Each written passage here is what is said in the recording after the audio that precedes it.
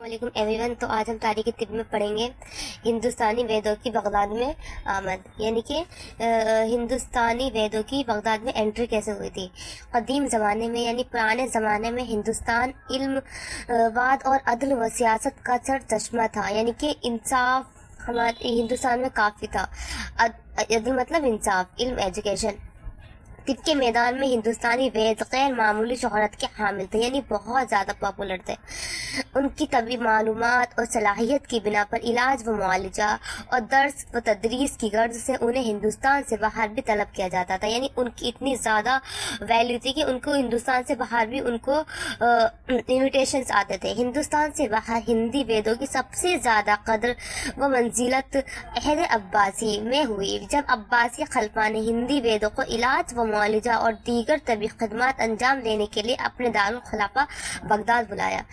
कि सबसे ज़्यादा उनको मंजिल कब हासिल हुई, जब अहद अब्बासी में उनको बुलाया गया।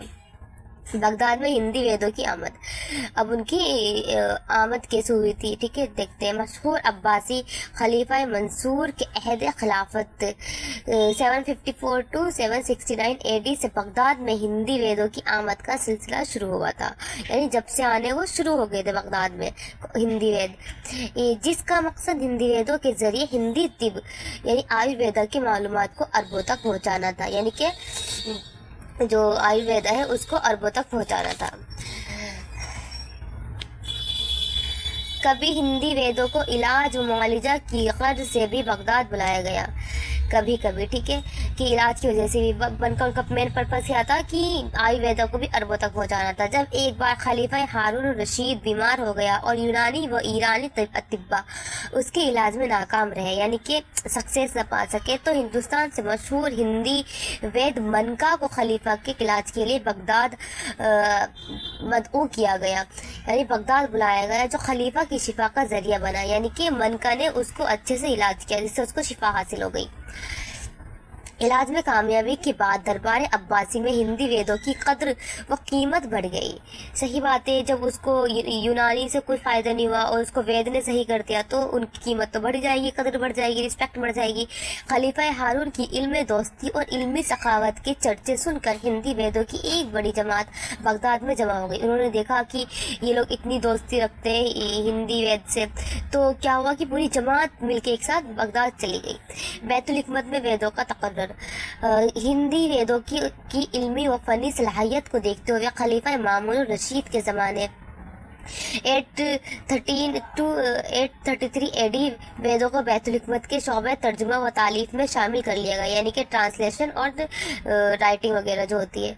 बैतुल हिकमत में जो वेद मामूर किए गए थे वो संस्कृत अरबी दोनों ज़बानों में माहिर थे। अब ये नहीं सिर्फ उन्हें संस्कृत, वो अरबी में भी माहिर थे, तभी तो ट्रांसलेट कर पा रहे थे। जिन वेदों ने काबिल कदर कारनामे अंजाम दिए उनमें मनकल हिंदी, कनकल हिंदी, जोदर हिंदी, इब्ने दीनल हिंदी, सालेह बिन बहरल हिंदी, संजहील हिंदी और कल हिंदी, कलीर कलर हिंदी के नाम काबिल ज़िक्र है। वेदों की इल्मी खिदमत, उन्होंने अब क्या क्या खिदमत की थी। यहाँ इख्तिसार की वजह से सिर्फ मनकल हिंदी और कनकल हिंदी की इल्मी खिदमत का खुलासा पेश किया गया है, यानी जा रहा है, यानी कि इतने सारे किसका खुलासा करेंगे, तो यहाँ पे दो का खुलासा बता रहे हैं, किसका, मनकल हिंदी और कनकल हिंदी के बारे में पढ़ते हैं हम लोग। मनकल हिंदी ये हिंदी से बगदाद जाने वाले वेदों में सबसे मशहूर और अहम है। वेदक तरीका इलाज में कामिल था, यानी कि अपने वैद तरीके से वो इलाज करते थे। अपनी मादरी ज़बान संस्कृत के अलावा वो फ़ारसी और अरबी ज़बान पर उबूर रखता था, यानी उनको फ़ारसी अरबी भी आती थी। अपनी लिसानी काबिलियत के तहत मनका ने कदीम वैदा किताबों का अरबी में तर्जुमा किया जो दर्ज झेल है, यानी कि उनको संस्कृत आती थी तो वो अपनी इसी की वजह से उन्होंने वो ट्रांसलेट भी की। उन्होंने बुक्स कौन सी बुक ट्रांसलेट की? किताबुल मसमू, शना क्या चांद किया की मशहूर किताब है, संस्कृत में थी, उसका मनका ने फारसी में तर्जुमा किया। बाद में उसका अरबी तर्जुमा हुआ जिसको किताबुल समूम का नाम दिया गया। तफसीर इस्माइल अक्का कीरल हिंद। ये किताब संस्कृत में थी और एक दवा के दीगर नामों से बहस करती थी। मनका ने इसका अरबी में तर्जुमा किया। उनको अरबी, फारसी और संस्कृत आती थी। चरक समेता हिंदुस्तान के मशहूर रशी वैद चरक की ये मारकतल आरा तसनीफ संस्कृत जबान में थी। मनका ने इसका फारसी जबान में तर्जुमा किया। शशरत समेता मशहूर हिंदी तबीब व जारे शशरत की अजीम शान किताब जो संस्कृत में थी, मनका ने उसको अरबी में तर्जुमा किया। कनकल हिंदी वाले पढ़ते हैं। बाज़ तारीखी कुतुब में उसको कबका भी लिखा है। कदीम हिंदुस्तान वेदों में इंतहाई मारूफ था, यानी बहुत ज़्यादा फेमस था। अदविया की शनाख्त और अफ़आल व ख़वास यानी फंक्शंस वगैरह में उसको मलका हासिल थी, यानी बहुत अच्छा वो माहिर था। उसने मुख्तलिफ उलूम व फ़नून पर किताबें तहरीर की यानी लिखी हैं। कनका ने तिब पर जो किताबें लिखी उनके अरबी तराजुम किए गए। उनके कुछ नाम इस तरह हैं: किताबुल नमूफिल आमार, किताबुल क़िरानल कबीरता, किताबुल क़िरानात सगीरा, किताबुल तिब। हिंदी वेदों के तिब यूनानी पर असरात यानी कि अब यूनानी तिब पर उनके इफेक्ट क्या क्या था। जाहिर है जब अरबों ने इल्मी दोस्ती का सबूत देते हुए हिंदी वेदों को अपने यहाँ बुलाया और न सिर्फ उनकी ज़ाती तबी सलाहियत से फ़ायदा उठाया बल्कि उनसे उनके कदीम वैदिक ग्रंथों का भी अपने ज़बानों में तर्जुमा भी करवाया, तो फिर कैसे मुमकिन था कि तिब यूनानी पर हिंदी तिब के असरात मरतब ना होते। सही बात है, वो इतने ज़्यादा काबिल तारीफ थे तो बहुत ज़्यादा वो इलाज भी अच्छे करते थे। यहाँ तक कि उनके जो ऐसे कुछ ग्रंथ वगैरह होते हैं उनको अरबी में ट्रांसलेट भी करवाया और लिखवाया भी। अरबों ने हिंदी तिब से भरपूर इस्तेफादा किया, यही वजह है, बहुत फ़ायदा उठाया कि यही वजह है कि राजी इब्ने बेतार, रब्बन तबरी और नौहल कमरी जैसे पाए के अतिब्बा की कुतुब में हिंदी तिब के हवाले कसरत से आते हैं।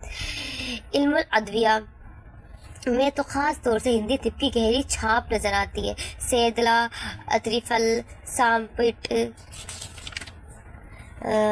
गुजरपट जैसी इस सलाहियत हिंदी तिब से ही अखज़ की हुई है। बाज़ दवाओं के हिंदी नाम आज भी दर्स व तदरीस में मुस्तमिल है, यानी कि कुछ दवाएं तो ऐसी हैं जो हिंदी तिब से ही आई हैं, तो वो अभी आज तक भी वो ऐसी ही है। कश्ता साजी के बारे में ख्याल है कि उसके मवजद हिंदी है। एग्जाम्पल दिया इन्होंने। मुख्तसर ये कि अरबों ने वेदों को बगदाद में मदऊ करके हिंदी तिब से जो इस्तिफादा किया वो तिब जैसे अजीम और शरीफ फ़न के मुतालिबात के ऐन मुताबिक था। शुक्रिया।